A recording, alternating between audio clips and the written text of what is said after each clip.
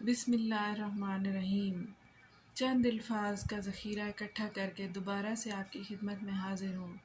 उस हस्ती की शान बयान करने की जसारत कि जिसके लिए मेरा फ़हम व फरासत काफ़ी नहीं। ना अदब है ना करीना, प्यारे दोस्तों शायर लिखता है,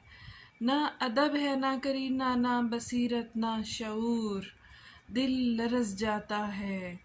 मोहम्मद सल्लल्लाहु अलैहि वसल्लम की सना से पहले। जी तो दोस्तों, उन्वान तो आप समझ ही गए होंगे। आज की इस वीडियो का जो मौजू है वो आपकी कुछ मौजज़ात से मुतल्लिक़ है, कुछ करामात से मुतल्लिक़ है, जो कि बहुत बड़े मौजज़ात भी शामिल हैं, लेकिन मैं अभी कुछ चंद ही बातें इकट्ठी कर पाई।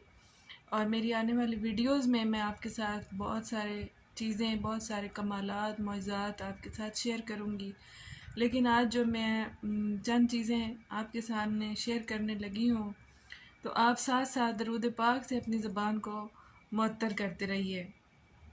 प्यारे दोस्तों, आज मैंने जितना भी ज़ख़ीरा लिया है वो बुखारी और मुस्लिम की अहादीस से मुबारका से लिया है।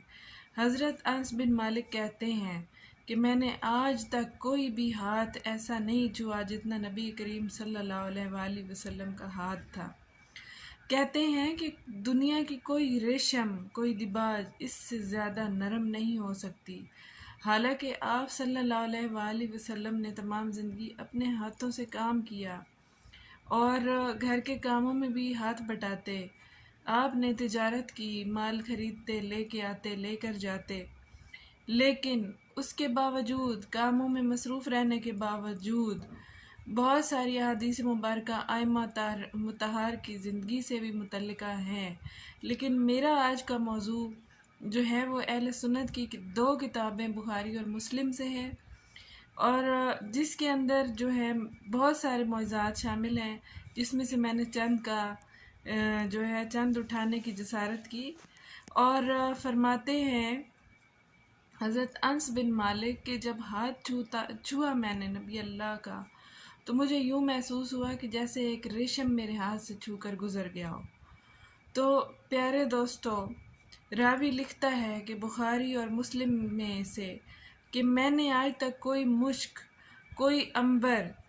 कोई भी खुशबू इतनी खूबसूरत नहीं सूंघी जितनी आका के सल्लल्लाहु अलैहि वसल्लम के पसीने मुबारक से आती थी और आपके मुबारक हाथों से आती थी। इतनी खुशबू थी। बुखारी मुस्लिम में हदीस है कि उम्मे सलीम लिखती हैं, उम्मे सलीम फरमाती हैं कि एक दफ़ा आका दो जहाँ सल्लल्लाहु अलैहि वसल्लम सोए हुए थे, आराम फरमा रहे थे। आप फरमाती हैं कि जब आप सोते, आराम फरमाते, तो आपको पसीना आता, तो आपने अपने पास एक बर्तन रख लिया और आपने एक कपड़ा ले लिया और पसीना साफ़ करती जाती, और बर्तन में पानी था, उसमें पानी में वो पसीना मिक्स करती जाती। तो जैसे ही आप ये काम कर रही थी तो आप सल्लल्लाहु अलैहि वसल्लम की आँख खुल गई और पूछते हैं कि ये तुम क्या कर रही हो? तो फरमाती हैं कि हम आपका पसीना इकट्ठा कर रहे हैं और अपनी खुशबुओं में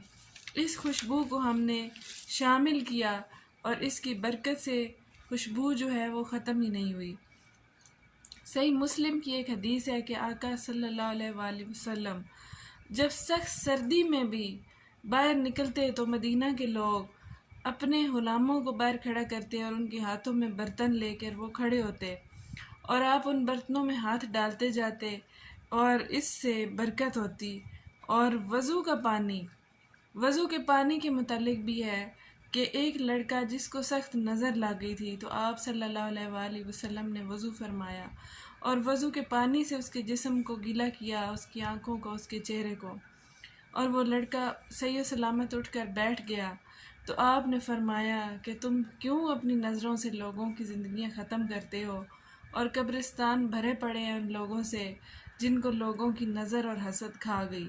आपके वज़ू की तासीर से एक शख्स उठकर बैठ गया, उसको दूसरी ज़िंदगी मिली, नई ज़िंदगी अता हुई।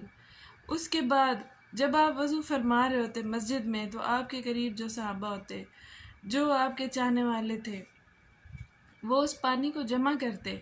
एक बर्तन में और उसको गिरने ना देते। उस पानी को अपने चेहरे और आँखों पर लगाते, जिससे ان کو کبھی بھی آنکھوں کی یا دل کی یا چہرے کی کبھی بیماری نہ ہوئی، یہاں تک کہ اگر پانی میسر نہ آتا وضو کا تو وہ دوسرے صحابہ سے لے کر اس میں اور پانی ڈال کر شامل کر کے اس کو استعمال کرتے۔ آپ صلی اللہ علیہ وآلہ وسلم کی لعاب دہن، پانی، پسینہ اور ہاتھ لگانا تو یہ ایسی چیزیں ہیں کہ آپ کے چھونے سے برکت ہوئی یا آپ کے پسینے سے برکت ہوئی۔ آپ کی لعاب دہن، آپ کی تھوک مبارک، اس کے بارے میں کئی جگہوں پر لکھا ہوا ہے کہ کئی بار ایسا ہوا کہ جب مولا علی علیہ السلام غزوہ خیبر فتح کرنے جا رہے تھے تو آپ نے مولا علی علیہ السلام کی آنکھوں پر لعاب دہن لگایا، آپ نے ان کے ہاتھوں پر لگایا، بخاری اور مسلم میں موجود ہے۔ اس کے بعد آپ سفر پر تھے تو ایک کنویں میں آپ نے اپنی لعاب پھینکی جس سے اس کا پانی بلند ہو گیا، اونچا ہو گیا، صلح حدیبیہ کے موقع پر۔ یہ دونوں کتابوں میں جو ہے کیا نام ہے، مسلم اور بخاری دونوں میں موجود ہے کہ آپ نے صلح حدیبیہ کے موقع پر ایک برتن میں سب سے تھوڑا تھوڑا پانی لے کر اس میں ہاتھ مبارک رکھا، اس میں سے 1500 چشمے پھوٹے اور جاری ہوئے، اور جابر بن عبداللہ کہتے ہیں کہ سب نے وضو کیا، سب نے جانوروں کو سیراب کیا، سب نے پانی کے مشکیزے بھی بھر لیے، لیکن پانی ختم نہ ہوا اور ہم 1500 لوگ تھے۔ آپ نے اپنا ہاتھ صرف ایک برتن میں رکھا ہوا تھا اور آپ کے ہاتھوں سے چشمے جاری ہو رہے تھے جس سے دنیا سیراب ہو رہی تھی، اور آپ فرماتے ہیں کہ یہ ہم سب نے اپنی آنکھوں سے دیکھا کہ اگر 1,00,000 لوگ بھی وہاں موجود ہوتے تو پانی ختم نہیں ہونا تھا، اور یہ آپ کے صرف ہاتھ مبارک کی برکت تھی۔ ایک صحابی کی غزوہ کے دوران ٹانگ ٹوٹ گئی، آپ نے اپنا ہاتھ پھیرا اور وہ کہتے ہیں کہ میں ایسے اٹھ کے کھڑا ہو گیا کہ جیسے میری ٹانگ ٹوٹی ہی نہیں تھی۔ پیارے دوستو، ٹانگ ٹوٹ جائے تو کئی ہفتے لگتے ہیں اس کو درست ہونے میں، اور اس کی احتیاط تو پوری زندگی ہوتی ہے۔ اور فرماتے ہیں کہ مجھے لگا کہ میری ٹانگ ٹوٹی ہی نہیں، صرف آقا دو جہان نے اس پر اپنا ہاتھ پھیرا تھا۔ بخاری و مسلم میں آیا ہے کہ جمعہ کے خطبے میں کہا، ایک شخص آیا اور کہتا ہے کہ یا رسول اللہ صلی اللہ علیہ وآلہ وسلم، دعا کیجئے کہ بارش آ جائے کیونکہ ہماری فصلیں جو ہیں وہ برباد ہو رہی ہیں۔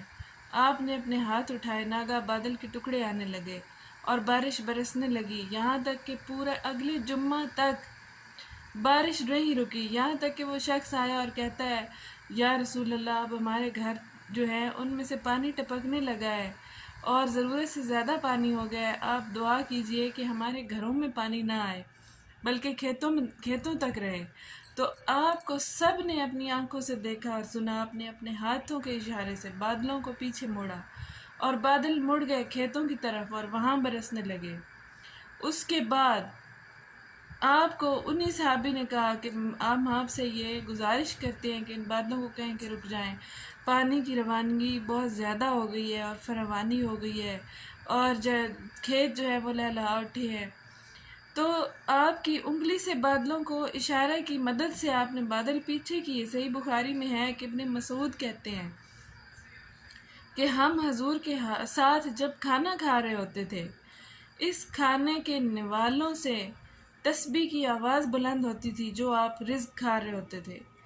اور اس رزق میں سے ہم نے تسبیح و تحلیل کی آوازیں خود سنی۔ سبحان اللہ، ایک بار درود پاک پڑھ دیجئے۔ حضور صلی اللہ علیہ وآلہ وسلم کی یہ تو وہ کمالات ہیں، وہ معجزات ہیں، وہ ہستی کہ جن کے پسینے سے خوشبو نہیں جاتی، جن کی لعاب سے معجزات ہوتے ہیں، ہاتھ پھیرنے سے معجزات ہوتے ہیں۔ یہ سب تو آپ کی زندگی میں تھا، لیکن جب آپ وصال فرما گئے، پردہ فرما گئے دنیا سے، تو آپ کا کرتا مبارک، حضرت اسماء بنت ابو بکر یہ لکھتی ہیں، روایت کرتی ہیں، صحیح مسلم اور بخاری میں موجود ہیں۔ یہ میں تمام چیزیں اپنے ان بہن بھائیوں کے لیے کہ جو اس بات پر عقیدہ رکھتے ہیں کہ معجزات آپ کی ذات کا حصہ تھے، اور کتابیں بھی مسلم اور بخاری سے لی ہیں اور روایات بھی صحابہ کرام کی لی ہیں، صرف ایک موضوع کو ثابت کرنے کی کوشش کرنے کی جسارت کر رہی ہوں کہ جو یہ کہتے ہیں، کفر بکتے ہیں کہ نعوذ باللہ من جانب کہ اللہ تعالیٰ نے نبی اللہ کو بھیجا ایک بشر بنا کر جو ہم جیسے تھے۔ آپ ظاہری طور پر بشری لبادے میں ضرور آئے، لیکن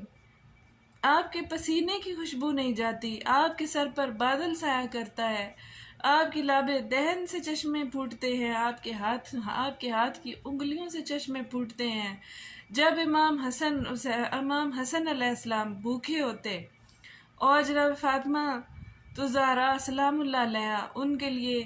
جو ہے وہ رو رہے ہوتے، اور حضور پاک جو ہے ان کا رونا ان سے برداشت نہ ہوتا، اور اپنی گود میں اٹھا کے اپنا انگوٹھا ان کے منہ میں ڈال دیتے کہ والدہ مصروف ہے اور بچے کو بھوک لگی ہے اور اس کو دودھ کی طلب ہے، تو آپ انگوٹھا امام حسن علیہ السلام کے منہ میں ڈالتے اور ان کے انگوٹھے سے دودھ جاری ہوتا، اور وہ ان کو جتنی دیر دودھ پلاتے جب تک کہ ان کا پیٹ نہ بھر جاتا، اس وقت تک آپ کے ہاتھ کے انگوٹھے سے دودھ جاری رہتا۔ تو یہ کہنا نعوذ باللہ توہین رسالت کرنا کہ وہ ہم جیسے تھے، تو صرف پیارے دوستو اللہ پاک تو قرآن میں ایک آیت بیان کر رہا ہے کہ وہ تم جیسے ہیں، لیکن ان پر مسلسل وحی آتی ہے۔ یہ لفظ کہہ کر بہت بلندی اور فضیلت پر پہنچا دیا گیا ان کی ذات کو، لیکن احادیث کا سہارا لینا بھی ضروری ہے کہ جس میں یہ سارے معجزات اور کمالات موجود ہیں جو بخاری اور مسلم میں موجود ہیں۔ آپ مطالعہ کیجئے اور اپنے ایمان کو دوبارہ سے مضبوط کیجئے، اور ایسا کہنے والوں پر تبرہ کیجئے کہ نعوذ باللہ وہ پاک ہستی ہم جیسی ہے، نعوذ باللہ من ذالک۔ حضور کے وصال کے بعد آپ کے کپڑوں سے معجزے ہو رہے ہیں، حضور کے کرتے سے لوگوں کو شفا ہو رہی ہے۔ حضرت اسمہ بنت ابی بکر لکھتی ہیں کہ میں نے اس کرتے کو لے لیا تھا، اپنے پاس رکھ لیا تھا، اور جب کوئی بیمار ہوتا تو ہمارے پاس آتا اور ہم اس کا آپ صلی اللہ علیہ وآلہ وسلم کا کرتا بھگو کر لوگوں کو وہ پانی دیتے اور لوگ صحت مند ہو جاتے۔ تو آپ مجھے یہ بتائیے کہ شان اہل بیت آج میرا موضوع نہیں ہے، اس پر میں دوبارہ ویڈیو بناؤں گی، لیکن وہ لوگ جو آپ کا خون ہے، آپ کا جسم ہے، آپ کے جسم کے حصے ہیں، آپ کی آل پاک ہیں، حضرت خدیجہ سے پیدا ہونے والی اولاد جناب فاطمہ بنت محمد صلی اللہ علیہ وآلہ وسلم اور ان کے شہزادے، کیا وہ ان کی ہستیاں جو ان کے جسم سے ان کے نور سے نور پھوٹا اور وہ دنیا میں آئے اور آل محمد کہلائے، ان کی شان کتنی بلند ہوگی؟ ایک بار صلوات پڑھ دیجئے۔ بہت شکریہ۔